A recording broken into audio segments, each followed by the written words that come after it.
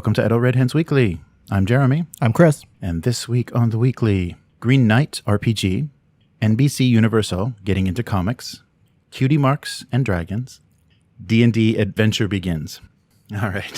So how's it going? Yeah, all right. Nobody's on my massive grimace when you came up with that Cutie Marks and Dragons thing. All right. Okay, let's get right to it then. All right. So jumping ahead. So we were talking about D&D is owned by Hasbro. The parent company of WotC is Hasbro. They're probably constantly looking for synergy between products. And synergy or just crossovers? Crossover. Yeah, okay, I guess this is a crossover collaboration. So earlier this month, Hasbro launched their My Little Pony crossover collection, which mashes up My Little Pony characters with other popular fandoms. So they've already done Ghostbusters, and next on the list is D&D. So they're going to do a set of 5 D&D figures, typical kind of 4.5-inch plastic characters, and there's going to be a rogue, a barbarian, a druid, a bard, and a wizard. And they each come with exclusive D20s. With a cutie mark for the 20, probably. Probably, that are pony themed. Right, so they're going to have cutie marks that correspond to their character classes. And I was trying to think, who is this for? Because nerds and collectors. Yeah, it's just going to be brony D&D collectors, and I think they're going to be off the shelves before any little kid ever says, I like ponies. Oh, what's this pony? Oh, what's D&D? Like, it may never happen. Well, I don't have a degree in marketing or anything, but do you think Hasbro is assuming that will happen?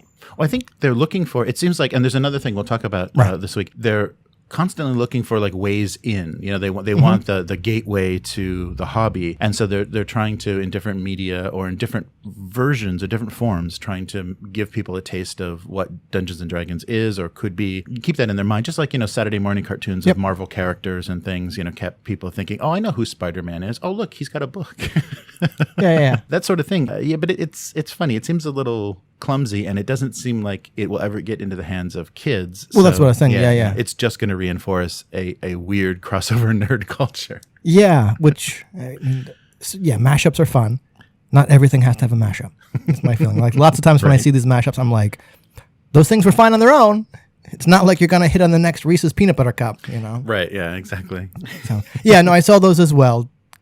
Didn't really realize it was a crossover, but should have put it together. And I have to wonder whether Hasbro is kind of marketing these at people who are already going to collect D&D products or people who are already going to collect My Little Pony products.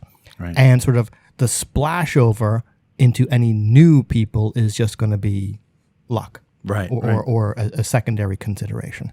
Yeah. And there's already been My Little Pony RPGs released. So, yeah, there was. Yeah, right. And there's also, I couldn't tell you who made it, but there's also Pony Finder. Like a supplemental book to play pony characters in Pathfinder. Who would want to do that with all the math? I don't know.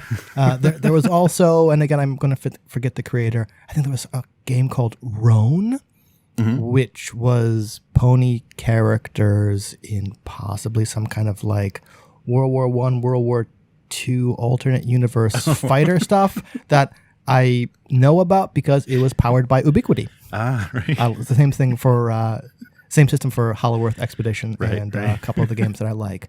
And I was tempted to at least look at it, but then ultimately decided not to. Well, I think we have our answer right here. I just got to the recommended or the manufacturer's suggested retail price. Okay.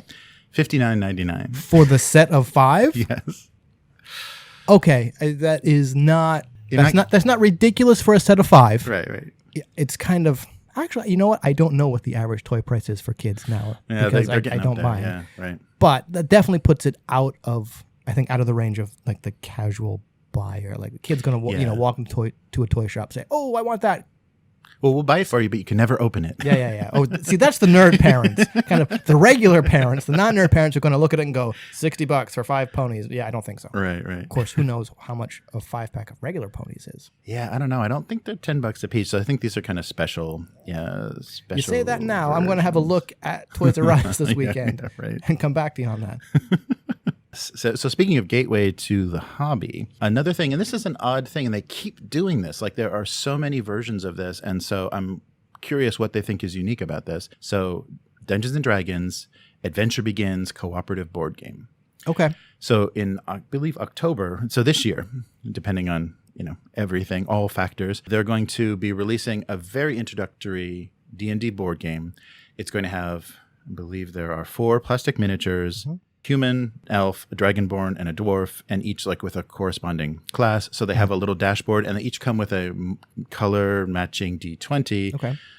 But basically, you're not it's very odd. There are only like maybe 4 tiles in the game, and they seem like they represent areas. Okay. And it's more very, very stripped down and more kind of card-based. So they already have, Dungeon exists, and that was created at the same time that Dungeons & Dragons existed. And so TSR still owns that.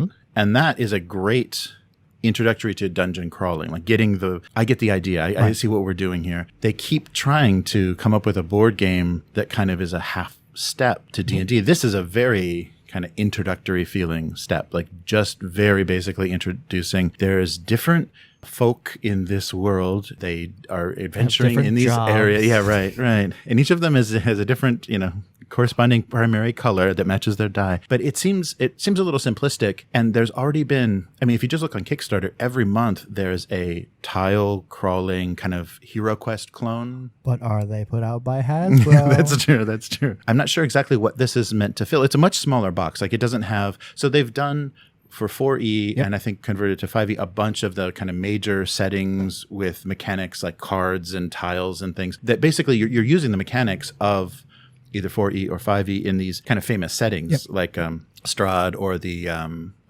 some of the newer Tomb of Annihilation. I think there's a set of 4. Oh, really? Yeah, there's a bunch. I know of when 4th edition came out, and I think Lyle got 1 or 2 of them.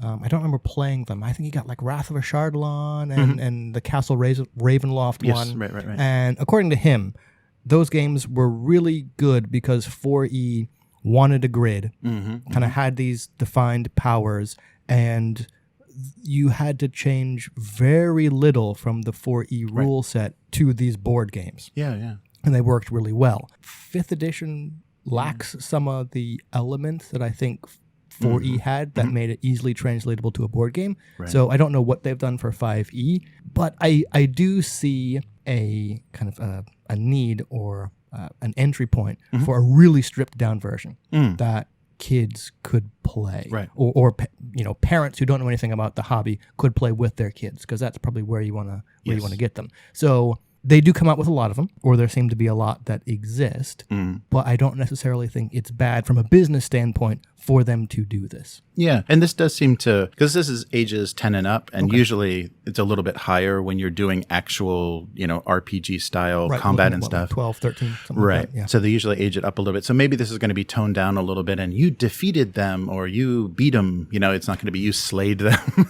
You know what? You say that.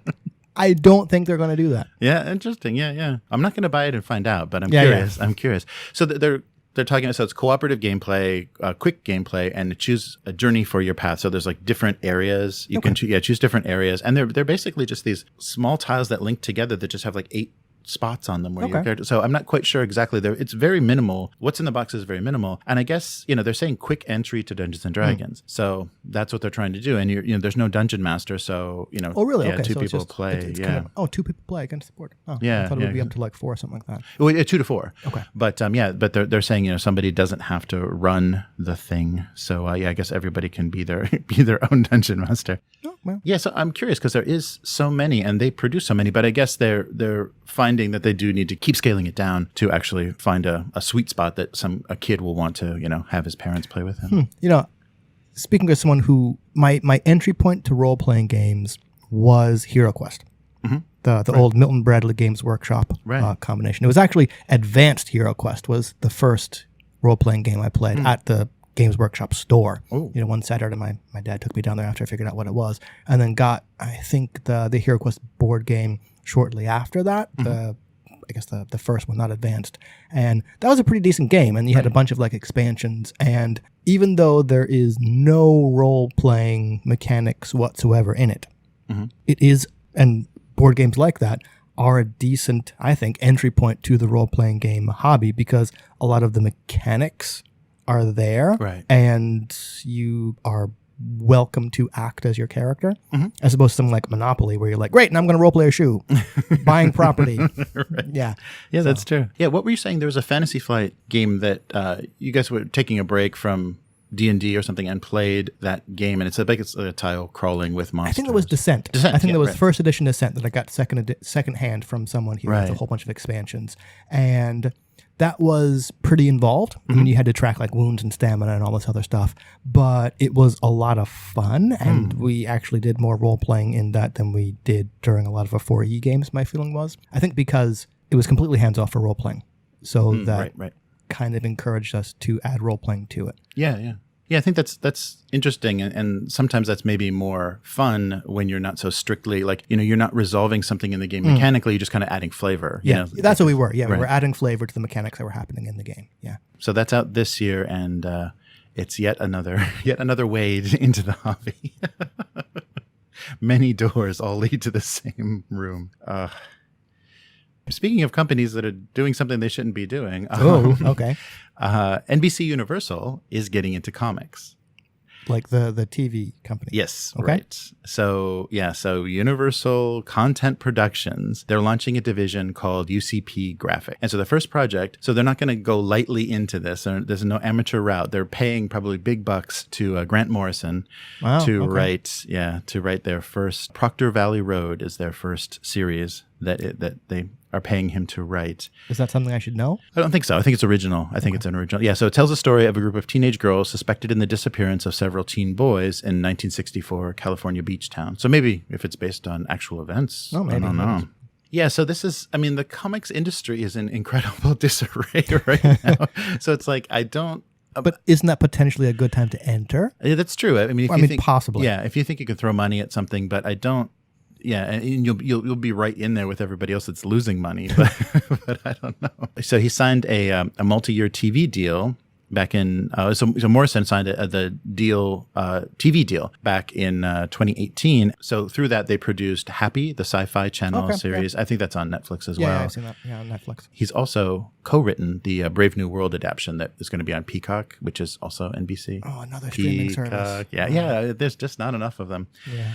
I think that's where The Office is going. I think everybody loses The Office, American Office, and it goes to Peacock. And it's like, oh, great, I'm going to pay $10 a month to watch The Office again. So I guess they're now rolling this into actually producing comics, and they didn't specify whether they're publishing or they're just going to try to, because they say do it digitally? Publish. Yeah, they say to publish, but that means that could mean electronically as well. Right. Yeah. If things are moving in that direction, we'll have to see how local comic book stores recover, because the direct sales market is comics now. You don't find comics because there's not even really booksellers. There's Barnes and Noble left, and so there's not a way to sell comics anymore. So it's a interesting move, and I'm curious why they think this is a good idea. Possibly because everything's in disarray, as you said. Yeah, right. Now's our chance. Yeah. Quick. Let's start a comic studio. Yeah, but they're going in with some big guns. And so maybe since they already had Grant Morrison under contract for writing TV, they're like, hey, we could do comics, right? You did comics or something like that, right? I'm sure that they're completely different, but I wonder what writing for comics compared to writing for TV is like. I don't know. I think you have to, you're thinking about the page as opposed to the scene, but most comic writers write in screenplay format. Well, that's kind of what I was wondering. There's going to be a difference between like writing for the page, but from running my role-playing games a lot more like a TV or a movie, including like GM directions, like, okay, we get a shot of, or the camera zooms in on, or we're going to cut over here to try and get the players to kind of imagine in their head what we would see on screen. That made me wonder if writing for a comic book, including like the panels, are treated kind of like a little screen potentially, where you could say, okay, from writing for TV, you kind of describe what the scene would look like, what would be on screen, and you could maybe do the same thing for comic books. I think so. Yeah, and I think it varies from writer to writer, because I think a lot of writers like trust the artist to kind of interpret. Yeah, because what was there was some artist that I was just I'm not gonna be able to say his name. Yeah. Bill Sienkiewicz, the guy that he did New Mutants in the 80s, and so his interpretations of scripts, and I think it was Elektra. Okay, I think it was Elektra Assassin that Frank Miller wrote, and then he illustrated, and then Frank Miller rewrote it to fit his art. Oh, really? Wow. Because the art was because it was painted. It was that age of kind of painted panels, the late 80s, early 90s. Yeah, so his work was so inspiring that it actually changed the writer, which is rarely ever happens. Well, I've also seen I guess not memes, but kind of like contest, like for fun contest, just in the edges of my social media, where it's different comic illustrators or colorists or inkers, and there's a bunch of pictures kind of lined up together where it's like, here's the same page inked by a whole bunch of different people, and you can see the difference, or colored by a whole bunch of different people. So I'm sure there are ones that were kind of like, okay, here's what the writers turned in. Here's a bunch of different pages by different artists or pencilers to show you the difference. And I think the one I saw most recently was inkers and digital colorists to kind of show you these people are important as well, because look at the difference you're going to get between different people. No, that's true. We'll have to see if those books get any attention or where you can even find them, you know. So we'll find out if they're going to, because they're going to either jump on board with Diamond or they're going to, Diamond, they're going to do some direct, if what they're seeing, because DC is Warner Brothers Viacom, I think. So this might be so they're going to look for independent distribution, so we can do that as well. And I don't know. We'll see. Another thing that could only happen during these end times. We're officially going with that now, are we? Okay. I don't know. It doesn't feel, I don't see the light at the end of the tunnel. It must be there. Don't make me do the Lord of the Rings Sam Gamgee quote. I couldn't. Sorry, go ahead. But so as everybody's noticed, a lot of the big summer Hollywood films are kind of indefinitely delayed. Interesting. So there's no release dates for a lot of big projects that were going to come out in the summer and then, maybe in the fall and maybe never. So a lot of indefinite delays. So one of those movies is David Lowery's The Green Knight. Based on Gawain and the Green Knight, the Arthurian legend. And if you've seen the trailer for this, I'll put a link to it because it's visually very compelling. It's gorgeous. I mean, I've not seen real satisfying King Arthur films. I mean, they just haven't. Because didn't Guy Ritchie just do a King Arthur? It's I can't tell you. A King Arthur heist film. It was just all I know is there's some Netflix thing where it's going to be about the Lady of the Lake, or something like that. Yeah, the 13 reasons why Suicide Girl is going to be going to be that's wonderful.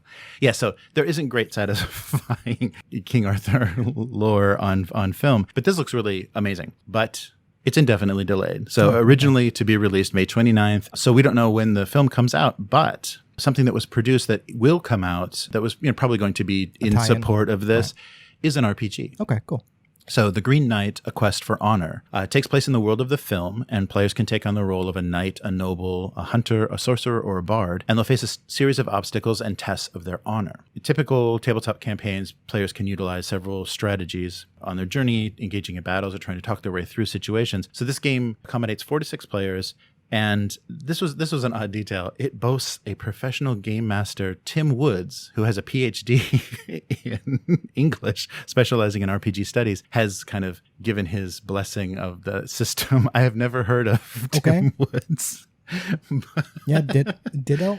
But who knows? Maybe I've seen games. But an interesting detail about Tim Woods is this PhD runs anywhere from 7 to 12 different RPG sessions in a given week for a wide range of players. The PhD? That's his profession. He's a professional GM, I guess. Right. Yeah, okay. Okay. So that's why I guess he has got credibility, because he has a ton of experience and he studied it wherever you study RPGs. I don't know. I'd like to find out where you do that, because I want a PhD in game mastery too. But I thought it's interesting. So it'll be available on their website for $35. So probably a pretty basic set. They didn't detail, I guess the game will include a game master's guide, a map, 5 character sheets, and a 20-sided die. So not a huge expansive system, because they're going after something very specific. Right. And I think that's interesting, because that's a thing that I think was part of original thinking of fantasy role-playing that kind of fell away. You have this more recent, murder hobo thing. There's not a lot of honor. There's not a lot of quests or chivalry or anything. So that's kind of disappeared. And, if you're playing a paladin, if you're playing some character that has, an affiliation to a church and has some loyalties to a kingdom, then, those sorts of things should come into play. But I haven't played a session in a long time that's even come up. I wonder if that's because, and just spitballing here, if we've not moved to, but like the party system, because you have to make a character that's going to get along with all the other characters, unless the party's going to break, and then players make new characters. So that means like if you have like the typical rogue or the murder hobo-y style characters, anyone with honor is either going to have to play a lot of, well, I didn't see that. Well, I didn't see that. Or I'm going to be in a different part of the city from you torturing this poor NPC. Or be okay with it, which kind of goes away from honor. So it kind of seems like an everybody or nobody kind of thing. No, that's true. And I don't think you see a lot of Grail Knights in taverns, so I guess they wouldn't join any parties. Probably not. Yeah, so I'm curious about this, and it's interesting because that is so specific. Like, to play an Arthurian character in a world of, where honor is the goal, you're maintaining honor. And that's, kind of the story of the Green Knight is honor and loyalty and honesty. I wonder, I've never played it. I've heard talk about it, but I wonder if Pendragon, the old style Arthurian RPG, does anything with honor. I wonder. You would think. Yeah, you would think they would have to, because it would be such an obvious component, unless they're just going to leave it all up to the role playing, just the characters. Yeah. Yeah. So I'll put both a link for what I can find to the website, and then also that trailer. So that movie, I'm very interested in the movie. And the interesting thing about the movie is also the casting. So Dev Patel, an Indian actor, is playing Gawain. Very expressive, soulful eyes and nice, beard, and like, so very knight looking, but very opposite of how you would think they would cast, because when you look, so it's basically a lot of British actors, and Gawain is Arthur's nephew. So so we'll have to see how they balance that. But yeah, I mean, it looks like he will do a really interesting job, because visually it's going to be it just has a really nice kind of surreal quality. And I think that story is oddly surreal depending on how you push it. It's magical and strange. Think about the few King Arthur stories I've read, which aren't that many. I think you would kind of have to go that way, because they're supposed to be kind of like mythical. Right. And do you really want to see like an Arthurian movie where everyone's like dirty and gritty and things are kind of like very grounded in reality? Because is that what it's supposed to be? I don't necessarily think so. Ask Guy Ritchie, because I think there was a lot of drinking and plotting, and that was the worst. All I remember, the one I remember most is Excalibur from the 80s. Yeah. But that came out kind of during the fantasy boom. Yeah. The interesting thing about movies, though, is the exhibitors guild, or the union of movie theaters, just agreed to allow simultaneous premium streaming or digital debut along with theatrical debut. Okay. So you're going to be seeing like maybe $20, $30 to watch a movie on your TV just the same day that it comes out in the theater. Interesting. Yeah. So they agreed to that because it doesn't seem like there's any way around it to keep things going. Yeah, what with people staying home, yeah. Right. So, so that'll be interesting. We can see a lot of digital... if we have Peacock or the correct whatever service. Oh, yeah, right. Yeah, it's quite a list now, isn't it? I can't believe that these companies are that arrogant to think that they're going to outlast. I mean, I don't know. It's very strange. It's just going to be a game of attrition. Oh, yeah. It's going to be these people just... It's the Wild West in streaming, right? Yeah, right? Anybody and everybody, as long as you can put one together. And... well, hate to say it, but why not? And why not try and make money now while you can do it before everything collapses and consolidates again? Right. So where can people find you? On Twitter, as always, where I'm currently making or mocking up cards for Fate character components. Because after that last Masters of Umdar game we ran, I tried to run, I realized that for one-shots or games with new players, the GM has to take on a larger responsibility, I think, of character creation, especially game information. Right. So it would be a lot easier if I could just pass stuff out rather than asking players to write it down. Because, like, for me learning a new game, if I don't know what a rule does, kind of, not I gloss over it, but if someone told me, hey, write this thing down and it does X, Y, Z, I'd be like, great, I don't know what that does, so I kind of don't really care about it. Yeah. So it'd be a lot better if I could just like pass out cards to have people build stuff. And from a lot of the games, the one-shot games I've run at the Kansai Jig RPG Game Day, again, it would just be a lot faster to go and deal out cards rather than explain to multiple people or tell multiple people, write this thing down in your character sheet. Right. So yeah.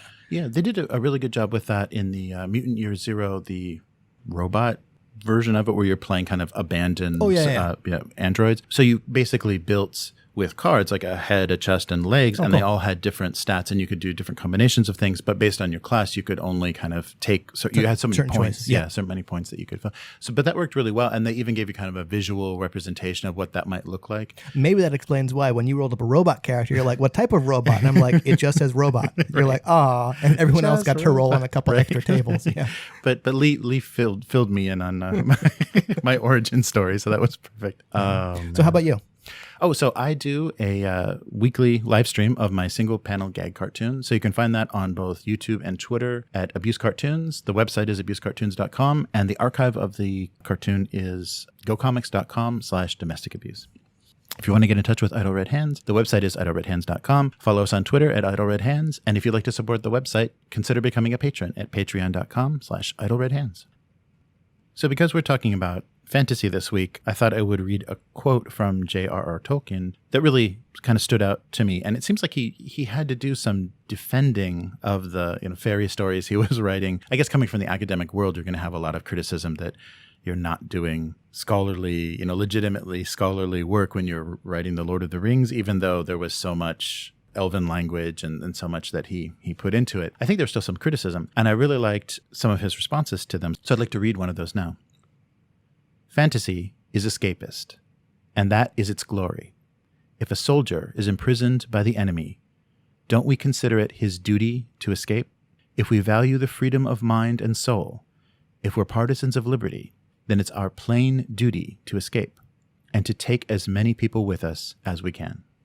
So I thought that really got across the value of fantasy. And I think in a Christian context, there's quotes of him making references to fantasy and fairy stories as well. And I think that's important to keep in mind, especially more recently when people are talking about what is coming to the gaming table, what people are bringing with them to the gaming table, to not obsess about the walls that hold you in, defining those and obsessing with those, as well as your jailer, the person that's holding you prisoner. So basically the difficulties, the hardships of your regular life, because this escape is what you're doing, and fantasy is that escape. So I just thought that resonated well with what I've heard people talking about recently.